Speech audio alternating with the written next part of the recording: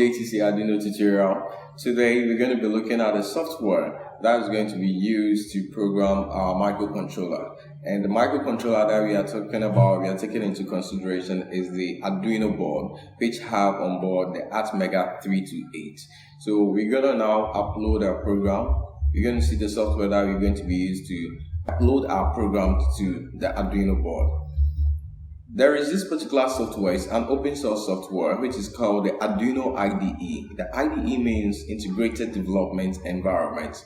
It's an open source software which is available on the internet. So you could just search for it on your search engine like Google, and you just write download Arduino IDE and you suddenly get it. But I'll also put the link down below this video, so if you need it, you could just click on it and you have access to it.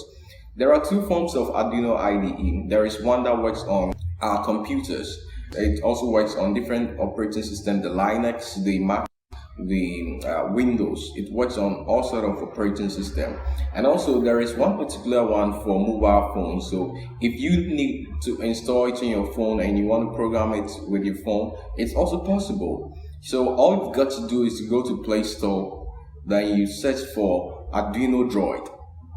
For Arduino Droid is a particular IDE that have been made for Android phones, smart Android phones, especially phones that are capable of using OTJ cables. The OTJ means that a USB on the go. So if you are capable of plugging a pen drive to your phone using that particular connector, which is the OTJ, you are also likely to program your Arduino board with your phone, whereby you just write the code on your phone and you just do it. And it's an advantage because if you are somewhere you don't have your computer close to you and you have your smartphone, Android phone with you that supports OTJ, you can use that to program the Arduino board to build anything that you think of just using your phone. So that's one power I'd have. Now we'll be looking today basically at a software that's being used on our computer, which is the Arduino IDE. I'll take you through the simple interface and what it can do and some basic things that you've got to know about it. Okay, so now let's look at the interface of the Arduino IDE. It's a very simple interface. It's having on top some few menus that you've got to know about. We have the file. So with the file, there are two basic things I'm going to talk about. I'm going to talk about the sketchbook, and we also learn about the examples there. With a sketchbook, it comprises of all the sketches. When we talk about sketch, it's referring to all the programs you've written in the previous months, in the previous years, or time past. And the sketchbook saves everything, so it's having a link to all the code that you wrote. When you come to examples is also referring to the codes that have already been written. So if you want to blink an LED, there is a code for it there. If you also want to build something concerning temperature sensor, it's also there. If you want to, it's comprised of different examples of codes that if you want to control your LED matrix, if you want to control anything, robots, it contains a lot of examples that you can get access to. And also anytime you add a library, it comes with a sketch, so you could also have access to it when you come to your examples. So Arduino IDE is one good thing that you have if you already have it, and if you don't have it too, you could download it. This is having all the examples of programs that you could also learn from or probably modify to do anything you want to do. When I talk about the save button, with the save button, anytime you write your code, you've got to save it. But these are the most two important things that you've got to know in file. Now let's move on to sketch.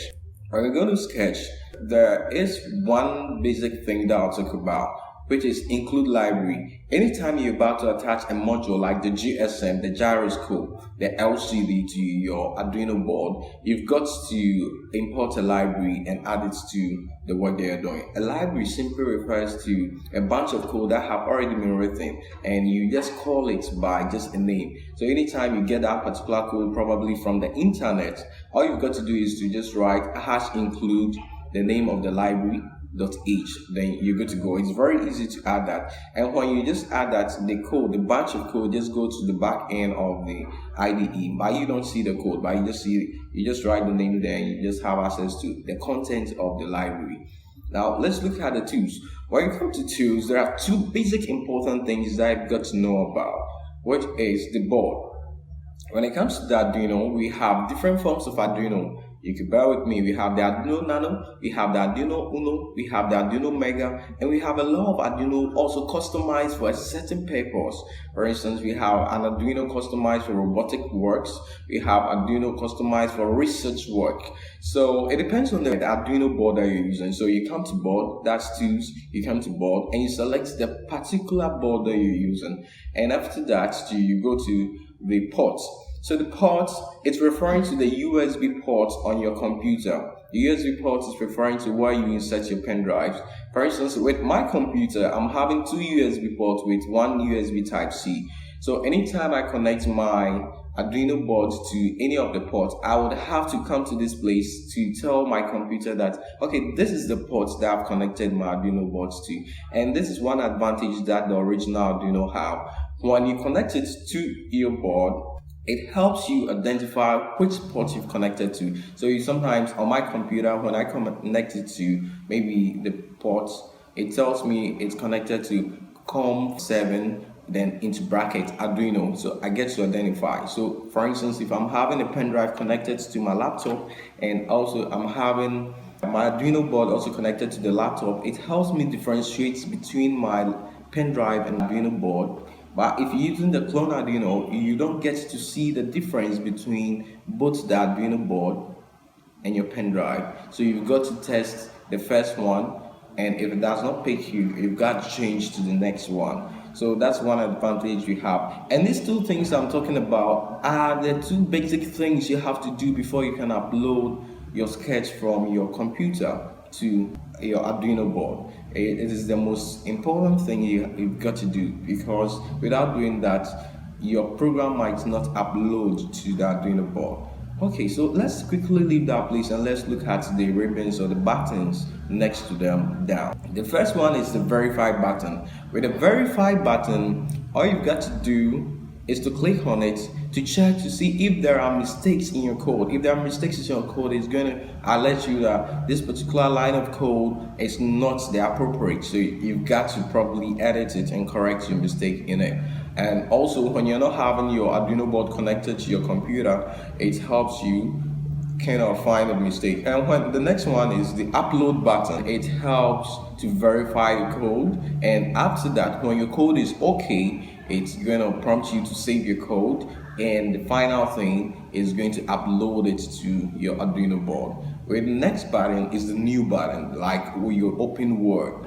Immediately open Word, you can click on new and you have a different window also opening. That's a new page that you can start something new on it. This is open, maybe it gives you access to your previous code that you wrote. We come to save it as usual. You've got to save your code after you finish writing your program, which the upload button also help us do. Now let's look at the main code, the main features of the code. With Arduino IDE, anytime you open it, especially on the PC, it comes with two functions. We have the void setup function and we have the void loop function.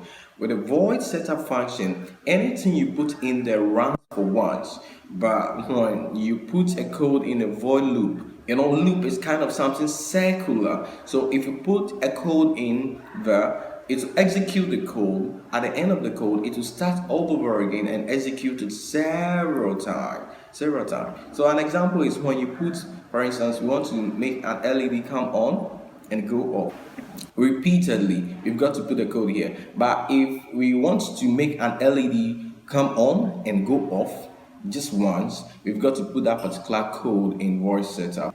Okay, so we're gonna look at how to write the code. So with the Arduino board, before you write the code, there are digital pins as I explained in the hardware section. The digital pins are from pin 0 to 13. So we're going to select any of the pins that we have here. I would like to choose pin 7. So I'm going to connect my LED positive end to the pin 7 here. I'll just use my jumper wire and I'll connect it to pin 7. So because I'm connecting the LED to pin 7, I would have to tell the Arduino board through the program that I've connected the LED to pin 7. So let's see how we can simply do that. So we just come on top of it. I'll just write int, and I could give it any name that I want. I could call it red, because it's a red LED. I could call it red LED. I could call it LED. So I would like to call it red LED. So red LED. Then I assign it to pin 7. With this one, the equal to sign means you are assigning it to pin 7. That's the digital pin 7 on the Arduino board. So I press 7, then I bring semicolon. In Arduino programming, after every line of code, you bring semicolon, just like your C++ programming, because this one is based on C++. So after every line of code, you bring your semicolon. Then we go to the void setup. With the void setup, this is where you tell the Arduino board through the program that you're using an output component. For instance, the LED is an output component, right? And when you're using a sensor is an input component. So here you get to tell the Arduino board you are using an output component. So you write pin mode. Then you bring your parentheses.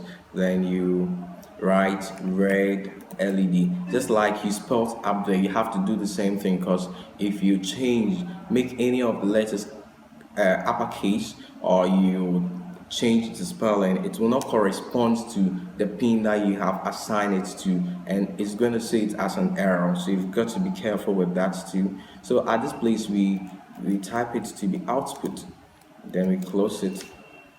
Then we move on to the next stage. We are done with the void setup, so now we're going to the void loop. So in the void loop, this is where we write what would make the LED come on. We give power to the LED. So we simply do that by writing digital right, red LED, comma, then we write high. So this is the command that makes the LED come on. So now the LED is going to come on. Now, how long do we want it to stay on? That one, so you've got to define it. We're going to use a function called delay.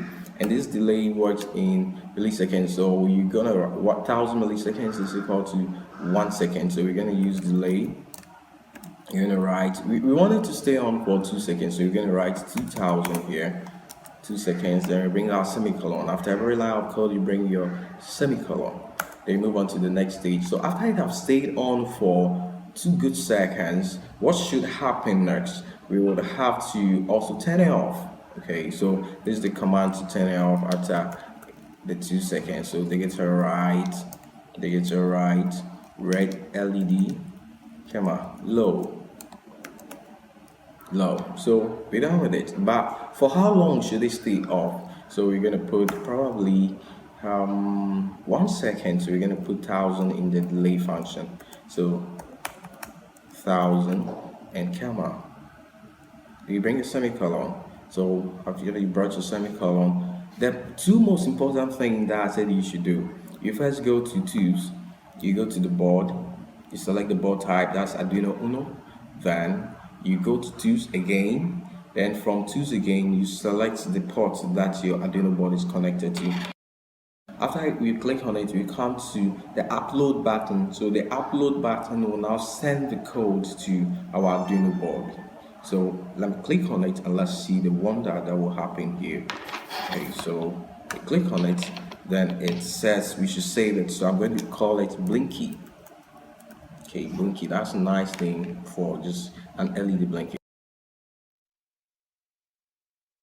So when it's done compiling is kind of like it's turning everything into machine language, which is zeros and ones. After it turns it to zeros and ones, because that's what machines understand. They only understand zeros and ones. So it converts it into that. Then it uploads it to our microcontroller. So after it uploads it to our microcontroller, we see the effect on the LED. So now it says done uploading. So now let's see what happens on the board.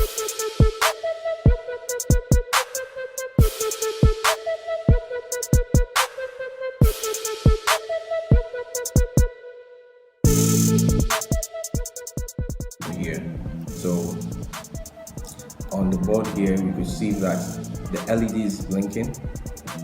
It comes on for 2 seconds, goes off for 1 second, come on for 2 seconds. So with this same idea, we could build a traffic light out of it. We could build a Christmas light out of it. We could build a